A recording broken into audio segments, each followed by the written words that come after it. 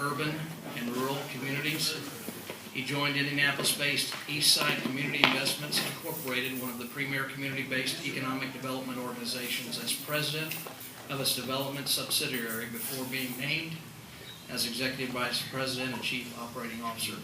During his 4 years as COO, he reorganized various divisions of ECU into 7 for-profit subsidiaries, 3 not-for-profit affiliates, and 14 real estate partnerships. In this system, the operating profit supported the non-for-profit activities and programs. During his 17-year involvement in rural economic development, he has worked hard to ensure cooperation between local units of government and has seen increased capital investment, job creation, and local income taxes because of it. The site selector said a company wanted to be somewhere where local government cooperated with one another. Because of his work in Wabash County, that company located there invested $15 million and created 150 jobs. He is past president of the Indiana Economic Development Association and currently serves as a member of its governance and legislative committees. He is also chairman of the Indiana Main Street Council, vice chairman of the Indiana Bond Bank, and the president of the Wabash City School Board. Over the past 2.5 months, Bill has conducted many interviews and gathered other information about economic development here in our community. He is here tonight to report his findings and observations up to now. His main emphasis has been on the part of our economic engine that helps recruit new business and industry, as well as interacting with current industry and business to make sure we are doing everything we can to promote a healthy economic environment for them to remain. Copies of Bill's presentation will be available tonight. We'll also submit a formal report by December 31st. We are also continuing to work with Kim Houston of Bardstown, Kentucky, in developing a comprehensive economic development informational flow chart that will include all sectors of our economic engine. My goal will be to work with representatives of county government in the town of Hanover to make recommendations to our respective elected bodies in January and begin the process of implementing these changes in the first quarter of 2013. At the end of Bill's presentation, we will entertain comment and questions for a period of time, and I would ask that comments and questions be concise and to the point. Thank you for coming, Bill. Thank you, Mayor. I appreciate it. Council members, thank you for allowing me to be here this evening. We can skip the first frame since the Mayor did such a nice job of introducing me. I want to state at the outset that the goals that we've set forth here are to review the status of economic development efforts in the delivery system in Madison and in Jefferson County, but primarily Madison, have been contracted by the city of Madison, and how it compares to similar models, any issues that we've discovered, and how is the way that we recommend that we move forward. Our methodology has been fairly simple, and that is to conduct a thorough review of the documents prepared by the Economic Review Panel, the so-called Blue Ribbon Council, I believe it was a Blue Ribbon Panel. We've interviewed elected officials from throughout the city and a number of them in the county. We've interviewed all of the EDP board members. We've interviewed some key business leaders, and we've interviewed individual members of the Economic Development Partners. The instrument that we use for reviews and interviews will be included within our final written report. Some of the key findings we found today, and please understand that this is strictly meant as an interim report. We are busy drafting the final model. We have been delayed somewhat by trying to get all the interviews scheduled that we wanted to get scheduled. But we are drafting it, and that report, the final version, will be submitted to the mayor prior to the 31st of the year. We find that the EDP has been organized, the Economic Development Partners have been organized along about a mid-1980s business model that was developed and used substantially throughout the state. In that particular model, it was a quote public-private partnership between local units of government and businesses, primarily, organized along a not-for-profit model. Many of those not-for-profit organizations were organized under 501c6 of the Internal Revenue Service Code. Some were organized under 501c3, some 501c4, and other various models. The two most predominant were the C6 and the C3. In that model, the original incorporators became the members of the corporation and invited subsequent members, subsequent individuals or businesses to membership.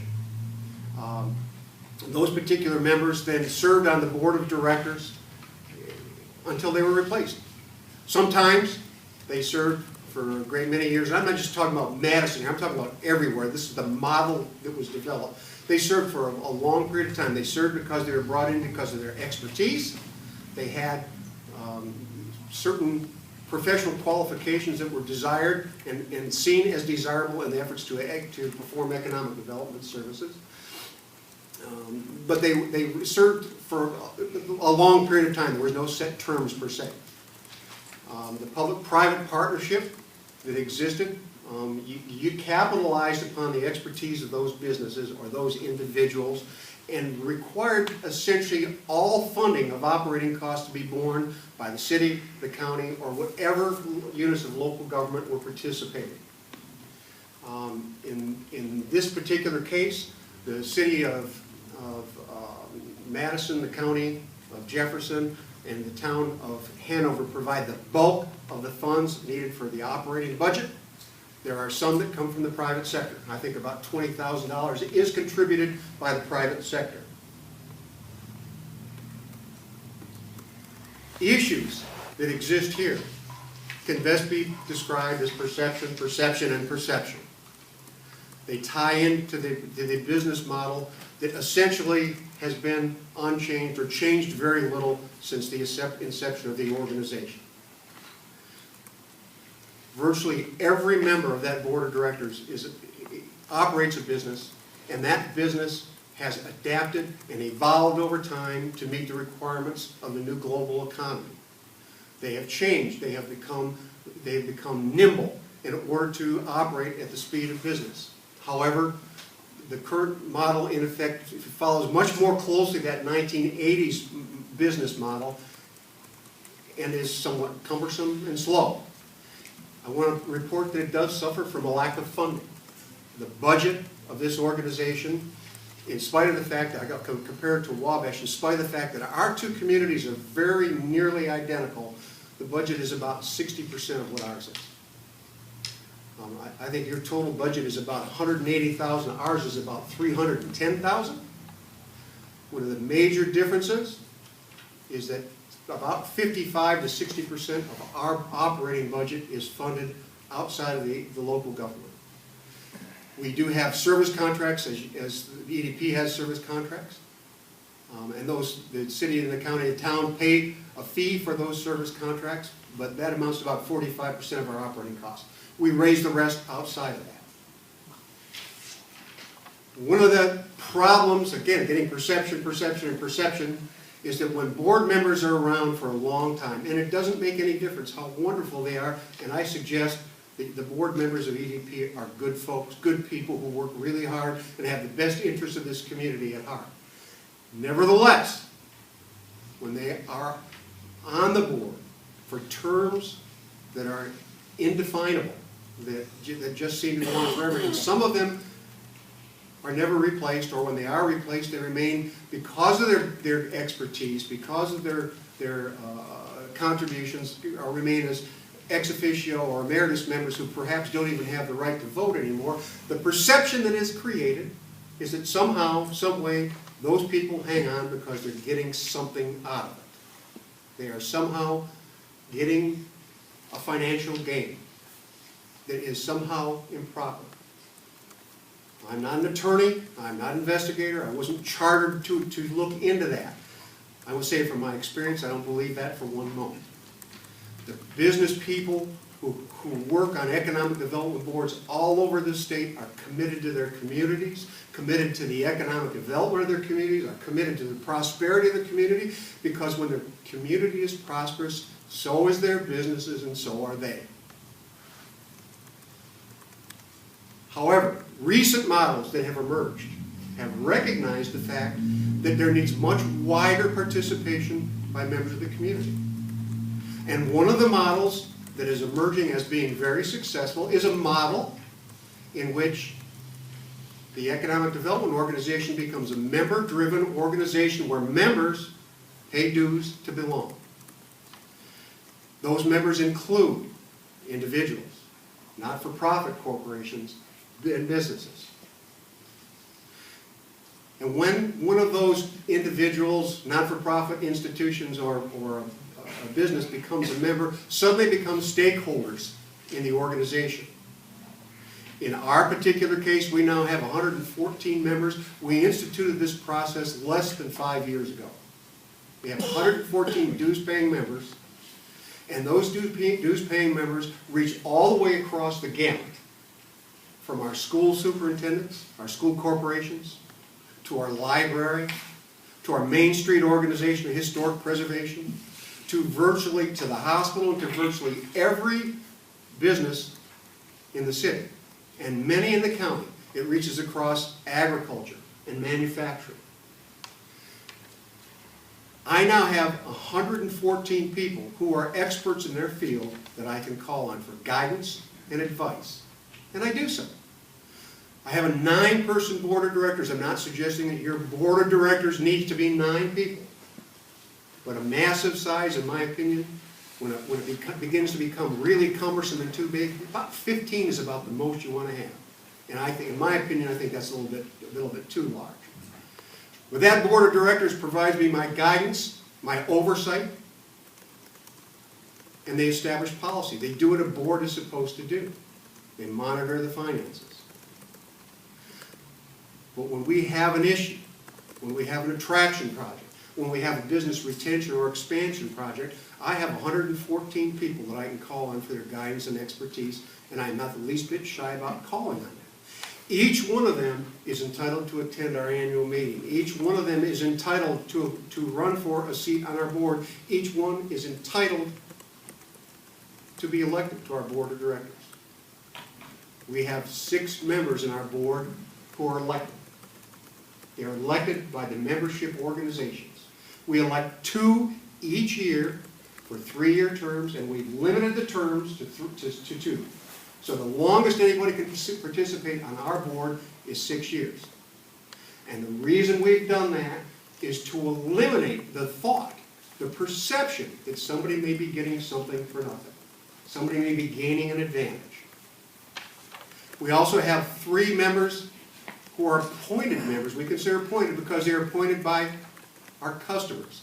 Our customers being the city, the county, the town of North Manchester. It's so similar here where you have a city, a county, and the town of Hanover. Each one appoints a single member to our board. They are not they can appoint anybody they want, but they tend to appoint the mayor, the president of the board of commissioners, and the town manager. So we have 3 local officials who represent the executive branch, and 6 CEOs, essentially, although I think we have 1 vice president, who drive our board.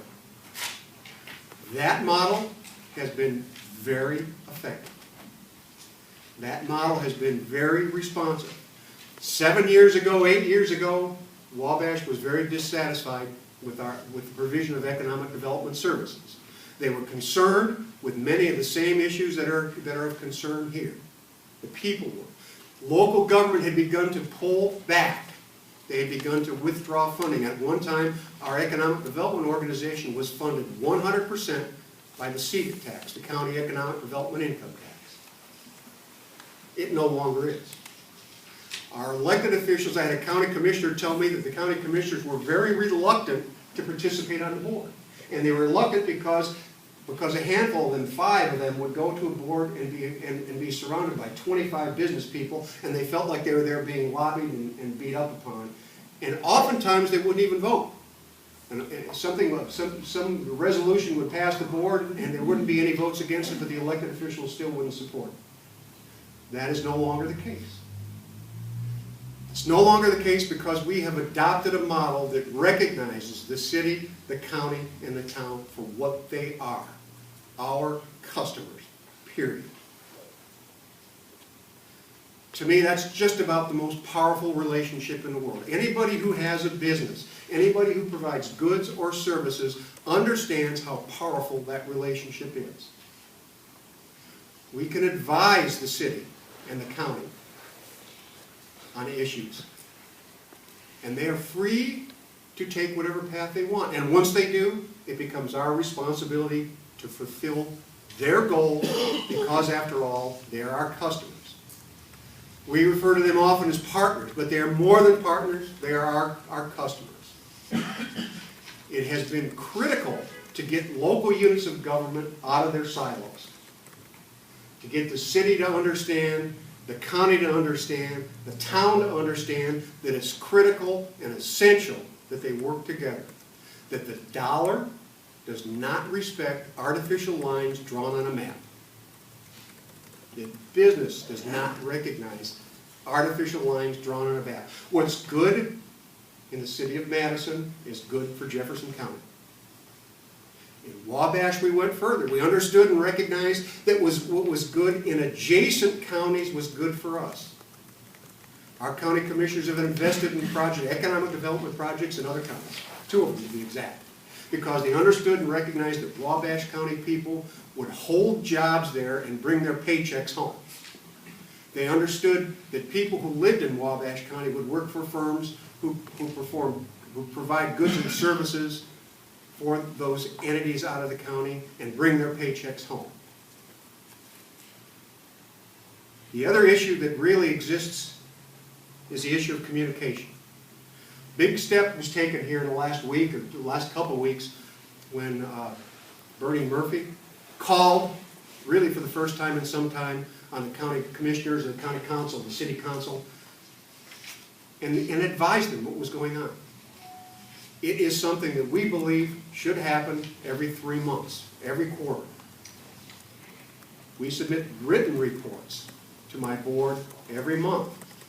And metrics, we report on metrics every month. Every quarter, we report upon those metrics to our customers. We stand in front of the city council, we stand in front of county commissioners, and we respond to their any issues or any questions that they have. Above and beyond that, we respond publicly to the greatest extent possible. We do not operate under a veil of secrecy, although our board meetings are not open to the public. We are not subject to the open door law or the open records law. We operate under a professional services contract, which exempts us from that. However, we communicate regularly with the news media. We have 2 newspapers and 2 radio stations. I did an interview over the weekend on one radio station. I'm going to do an interview tomorrow with a newspaper. We report to them regularly, and we rely upon them to get the word out to the greatest extent possible to the public. We put information on our website that anybody has access to. What we don't do is identify companies that we're working with, whether they're existing companies or business attraction projects. We assign a project name and we report on that project name. We talk about capital investment, we talk about job creation, we talk about payroll, until such a time as that company gives us permission to go public. Our elected officials know who we're talking about at all times. We ask them to sign a non-disclosure agreement because we are required to sign non-disclosure agreements. But we communicate all the time. We believe our early findings that we are now drafting the report is that the mission of your economic development organization essentially needs to be unchanged. The mission. Our mission is really succinct. I really don't know what your mission statement is. Our mission statement is really succinct, and that is we create economic and employment opportunities for the businesses and people in Wabash County, period. Everything we do is judged by that. That mission should never change. It doesn't make any difference if we're working with an existing business, trying to help them with their efforts to expand or to adapt, or a new business that we're attracting. We believe that the budget needs to be increased. But we don't believe necessarily that that burden ought to fall on local government. We believe that the budget must be sufficient to hire a qualified professional economic developer. That one cannot succeed in this competitive environment, and make no mistake about it, Madison is competing in China, in Japan, in Europe, in South America. Your farmers are competing with South America. It's impossible to compete in a global economy with an individual who is ill-prepared or not prepared. We believe that the model although there are some substantial changes that should be made, that the model itself should remain the same. A public-private partnership for any number of reasons. I'm going to suggest, and there may be some that take issue with this, but I'm going to suggest that by and large, government-driven models don't work. And they don't work for a few key reasons. Those reasons are, it's hard to hire and to retain an economic development professional if he's concerned about the next election. If he's concerned that as the mayor's election goes or the county commissioner election goes, that so goes his job. Or her job. I don't mean for it to be gender specific. More importantly than that, government-run economic development efforts tend to be tied, a long-range plan tends to be the next election cycle. Plain simple fact of the matter is that if you have an economic development plan, I don't know whether you do, if you don't, you need to develop an economic development strategic plan. It should be a city-county plan, not an economic development organization plan.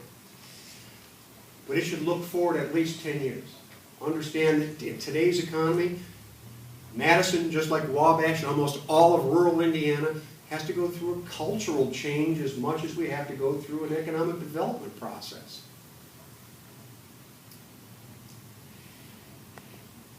The business model should remain a public-private partnership. The board of directors should be small enough to be responsive. It should be small enough so that the local units of government do not feel dominated, but in fact enjoy positions of leadership that they are entitled to as the primary funders of the organization, as the customers. We believe it should become a membership organization with businesses, individuals, institutions joining and participating in the economic development efforts of the community. If you have 100 members, or 115 members, 120 members, all of a sudden you have 120 people out in the community telling the story. One of the problems we've had here is we haven't done a very good job of telling our story. That needs to change. We believe that the budget could be substantially increased here through payment of dues, through donations that may be offered because it is a 501c3 tax-exempt organization, and it can accept donations. And it can earn fees for services beyond that, those fees that are paid by the city and the county. It can perform secure grants and secure grant administration fees. There are ways to build up the budget above and beyond, but one of the key things, and I've talked with virtually every elected official in the city and county with whom I've talked to, they agreed that if there were a project, and that project required additional funding to perform due diligence, for example, to hire professionals to make certain that due diligence was accomplished appropriately, that they would all agree to consider those requests. And that's a pretty crucial piece. Usually those kinds of things are not contemplated by an economic development organization's budget, and after all, they do represent their customers. It's logical for the customers to pick up those kinds of costs. So the budget's going to be adequate to support the mission. Communication is critical. It requires regular communication with elected officials, with elected boards in public meetings, so that the news media, the residents, and site selection consultants understand what's going on in the community. There's one thing I left out that I need to go back because it's underlined there. It's underlined because I added it. Unfortunately, it's not in your PowerPoint. We believe that the board members should be elected. They should be elected by the members of the organization. They should be elected for specific, definitive terms. And that there should not be an emeritus member, an ex officio member, a member no matter what his contributions are, that he should be carried over beyond those 2 terms. If that individual, that business remains a member of the organization, they can always be contacted and take advantage of their expertise and their guidance. But they don't necessarily need to be sitting on that board of directors. Local units of government have to work together. There has to be a vehicle for them to work together. It doesn't necessarily have to be a vehicle under which the economic development organizations from throughout the county are governed, but that their efforts are coordinated in some shape, manner, or form. So that a vision that might exist within the community, a plan, an economic development plan, regardless of who it's developed by, is conveyed and then implemented and managed by the economic development organizations themselves. It is my plan to complete the written part of this report and to submit it to the city prior to the 31st of the year. I would say that there are, in the time that I've spent down here, this community has great assets. It has great assets, and I think your best days are ahead of you, not behind you, but that's not what I was brought here. I was asked to evaluate the situation, to look at best practices, and to make recommendations. These are the hub, the nuts and bolts of the recommendations. There will be others, to be sure, but they will be along these lines. And I would be happy